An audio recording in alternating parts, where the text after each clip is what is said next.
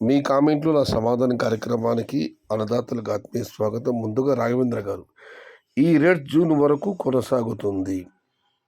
ఇక రెడ్డయ్య గారు, ఫిబ్రవరి 26 నుండి చిన్న బాక్స్ అమలవుతున్నాయా? ఇప్పటికైతే లేదన్నా, విషయం వాయిదా పడినట్లే. అమలవుతుందా లేదన్నది చూడాలి. జయపాల్ గారు, రైతు వెన్నెముక అంటున్నారు, రైతుని ఎవరు రెస్పెక్ట్ ఇస్తున్నారు చెప్పండి అన్న.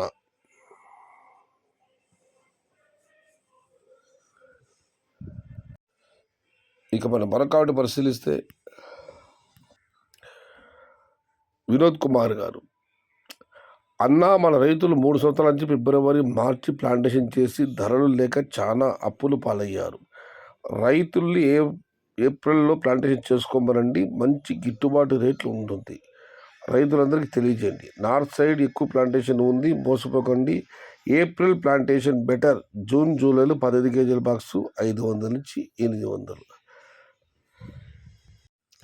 ఫిబ్రవరిలో ఎప్పుడు పెద్ద ప్లాంటేషన్ చేసేవాళ్ళు కాదన్నా, నిన్న సంవత్సరం మాత్రం ఫిబ్రవరిలో చేశారు 2025లో. ఆయన కామెంట్ ఇంకా కొనసాగుతుంది. మరొక కామెంటు, ఏప్రిల్లో భారీగా ఎండలు ఉంటాయి, అప్పుడు టమోటాలు వేస్తే క్రాప్ తక్కువ అవుతుంది, రేట్లు బాగా పెరుగుతాయి.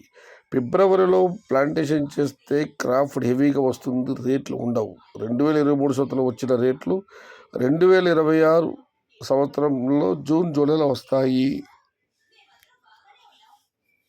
తప్పకుండా ఏప్రిల్లో ప్లాంటేషన్ చేసుకోండి, చాలా చాలా మంచి ప్రైజ్ వస్తుంది. మొత్తం మీద అన్నదాత చెబుతున్నారు, గతంలో అలా తప్పులు చేయదని ఫిబ్రవరిలో మార్చిలో పెట్టి ఏప్రిల్లో చేసుకుంటే జూన్ జూలైలో ధర బాగుంటుంది అని అన్నదాత సలహా ఇస్తున్నారు.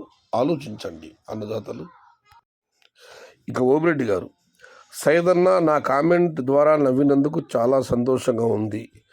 రామకృష్ణన్న, మరి మీరు కూడా వర్రీ కావద్దు, మీరు కూడా మెరుగుదిద్దని వజ్రపు రాయితో సమానం. మా వంటి విమర్శకుల ద్వారా నిజమైన వజ్రం అవుతారు.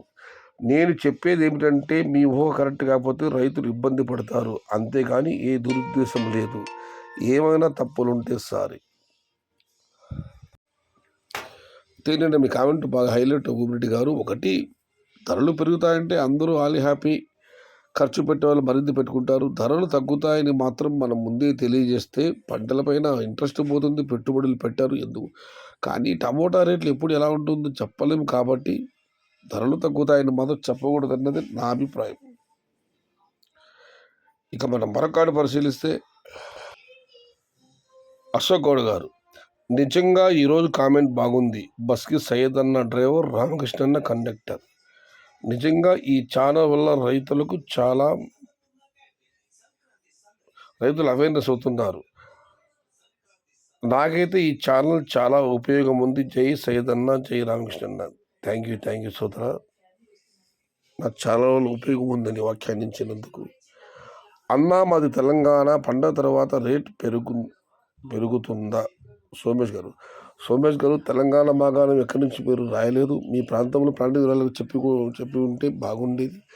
మొత్తం మీద పండగ తర్వాత చూడాలి. ఇంకా పండగ అసలు ఇప్పుడు సంక్రాంతి వ్యాపారం ఇప్పుడు విఫలం కాలేదు.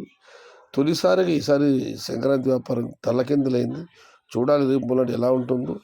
ఏదేమైనా సంక్రాంతి తర్వాత ధరలు పండగ ముగిసిన 2-3 సార్లు మాట్లాడతామన్నా. ఇక మనం మరొకటి పరిశీలిస్తే